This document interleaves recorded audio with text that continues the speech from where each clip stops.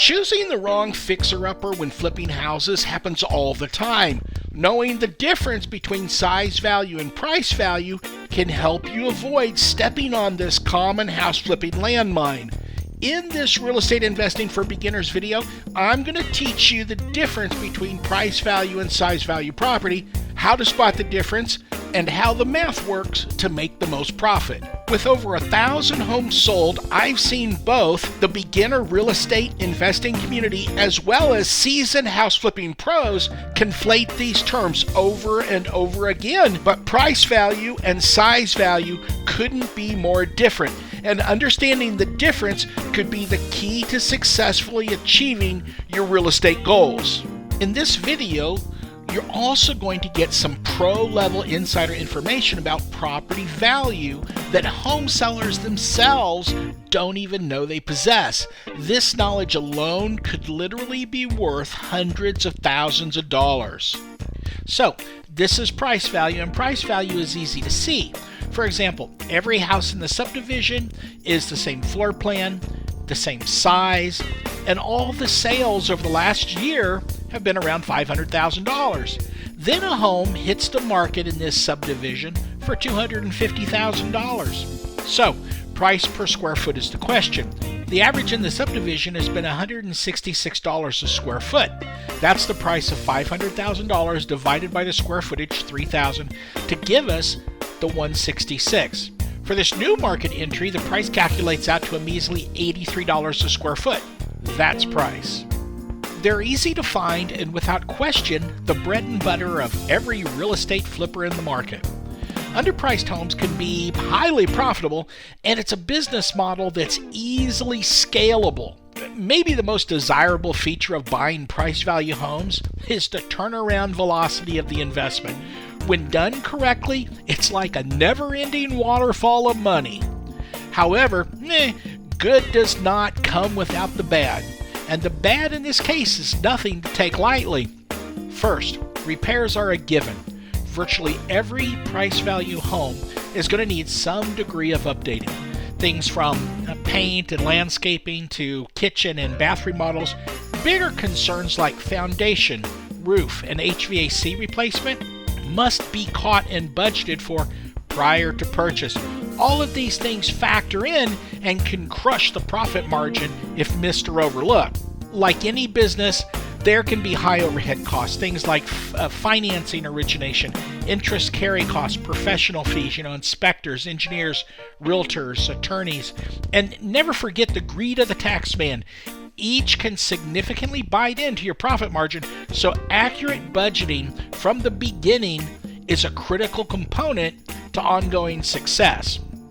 But the number one force working against you is the overzealous, inexperienced competition, bidding up the prices, stripping out a fair chunk of the profit before the work even begins. Everyone with a bankroll can buy a fixer, and they are. However, a lack of experience across the board, from expense budgeting to understanding acceptability standards, is causing an unavoidable cascade of profit erosion. Sadly, failure in this arena is everywhere. In fact, I was just speaking to someone the other day, and he said his dad lost him and his sister's college fund and grandparents' inheritance, nearly $250,000.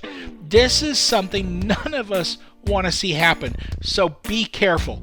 Always remember, we don't know what we don't know. So, if you're going to pursue this path, make sure you have some experience on your team. This could make all the difference. With that said, when we weigh the good against the bad, price value real estate is the lifeblood of the investor community, and when you know what you're doing, it's a proven strategy to quickly build vast sums of real estate wealth. Oh, by the way, if you like the idea of building real estate wealth, check out my video, Rehab, Big versus Small.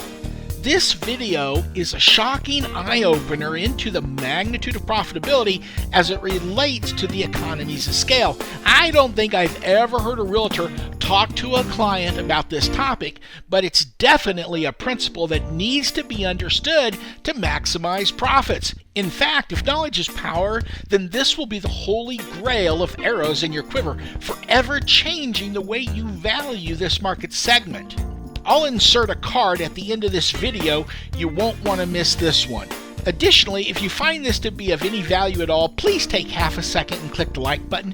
It lets me know that what I'm producing is making a difference, so thanks for that. I really appreciate it. Just as a side note, with over 1,000 closed home sales under my belt, I've been around the block a few times in the world of resale real estate, so if you have a question, it doesn't cost anything to ask, and I will do what I can to answer your question. Okay, so we've talked about price value. Now let's talk about size value. This is an entirely different animal. There are two kinds of size value. There's same subdivision and neighboring subdivision size values.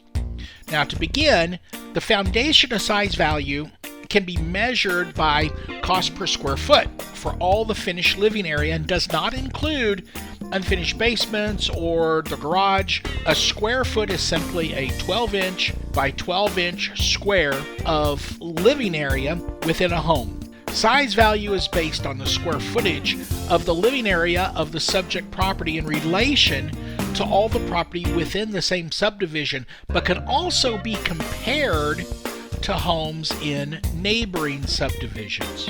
So here's the question. How much do you want to pay for that 12-inch by 12-inch living area? Now, this is not typically a conversation between a real estate agent and their buyers because real estate really isn't sold this way. In fact, very little consideration is given to future size needs, and this often leads to outgrowing the home. This is good for the agent, but maybe not so good for the client. It's hard to know for certain, but one thing that seems to be consistent across the vast majority of cases is that as time passes, households tend to grow in number and homeowners tend to accumulate more stuff. Now, as a result, in most cases, homeowners tend to need more space rather than less space in the future. I mean, how many times have you heard, we need a bigger home? Which typically leads to the sale of a home, the purchase of a new home, and the dreaded amortization schedule reset. All three of these events are costly, but they are also avoidable if a focused size value strategy is employed from the beginning.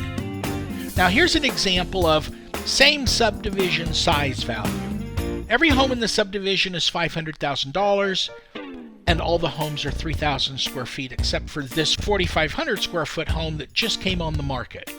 On the surface, there's no low price bargain here because all of the homes in the subdivision are $500,000. It's also hard to get a price per square foot reference for a subdivision unless you really know the area. In this case, it's not likely the agent or buyer is going to see the hidden size value without a lot of number crunching of previous sales.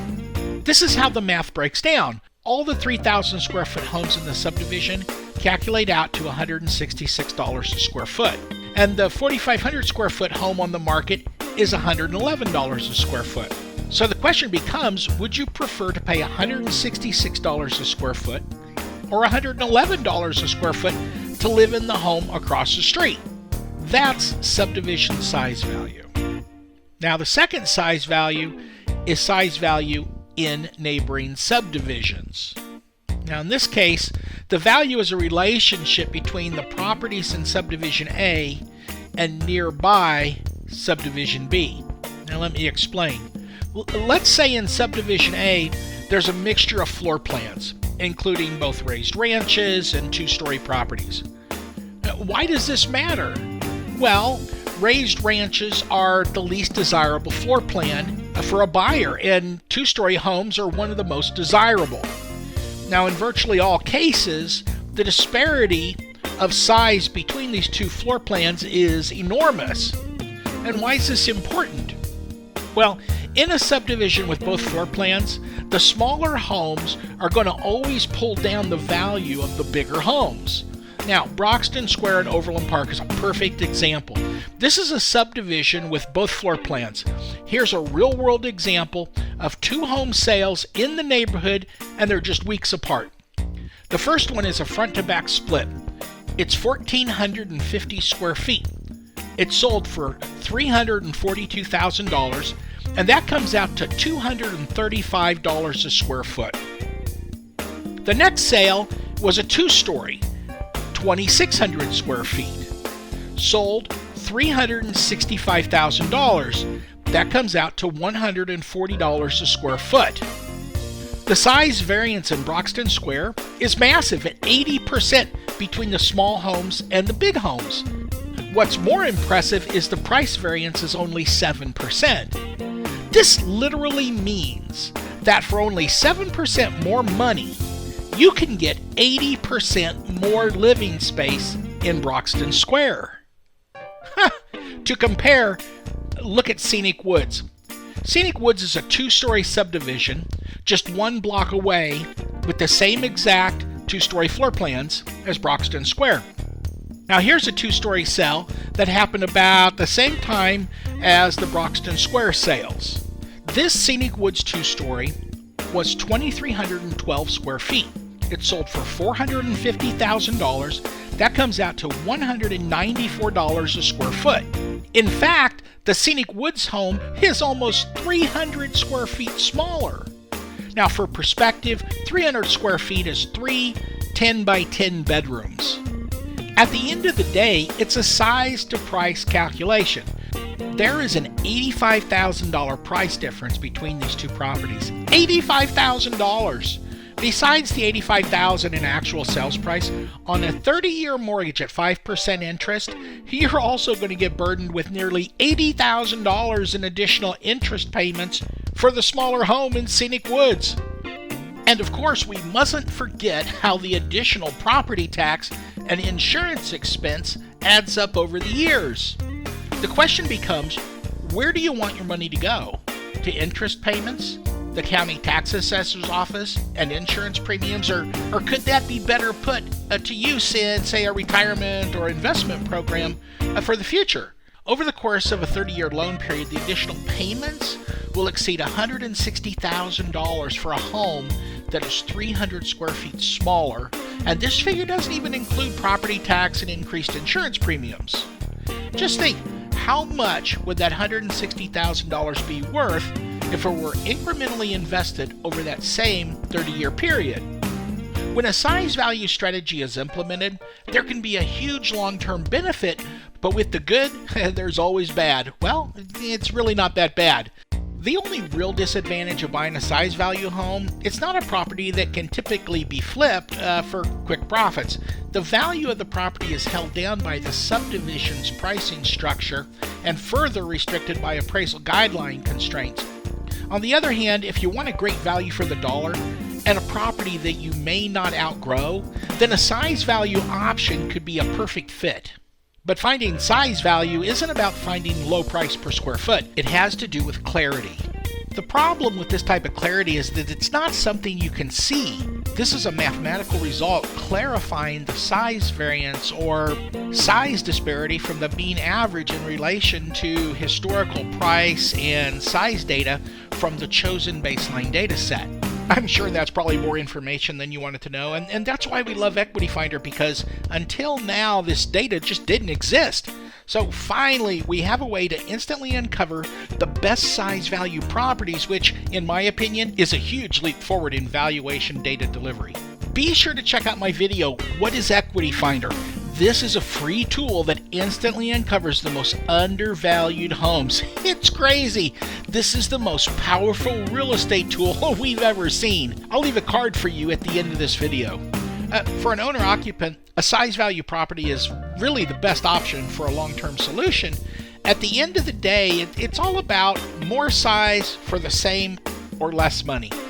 The most valuable benefit is reducing the probability you'll outgrow your home, thus avoiding the amortization schedule reset.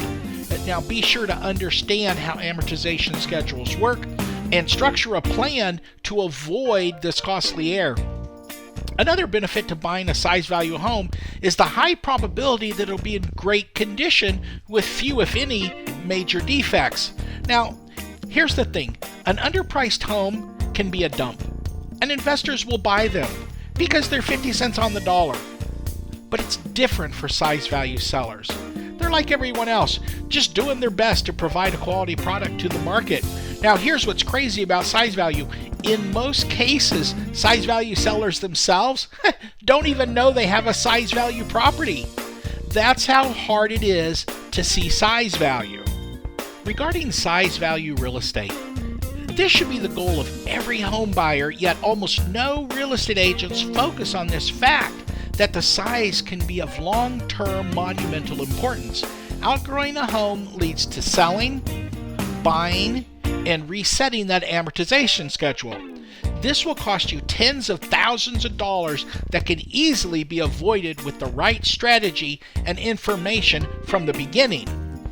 As boring as amortization schedules are, they are something most home buyers end up having a 30-year relationship with and have absolutely no understanding how they work. Be sure to visit my channel and watch the video, The Costly Truth About Mortgages. This is a real eye-opener and may even make you mad, but it's critical information every home buyer should know before buying a home. So, price value versus size value, they are very different and fill almost opposite need requirements, but this is why we like Equity Finder, because it uncovers both. For more detailed overview of Equity Finder, check out the video, What is Equity Finder? This free tool could literally change your life. Also, if you feel like this video has been helpful to you, please take half a second and let me know with a like. It lets me know you found value. If you do that for me, I'd really appreciate it. So thank you for that. And I will see you on the flip side.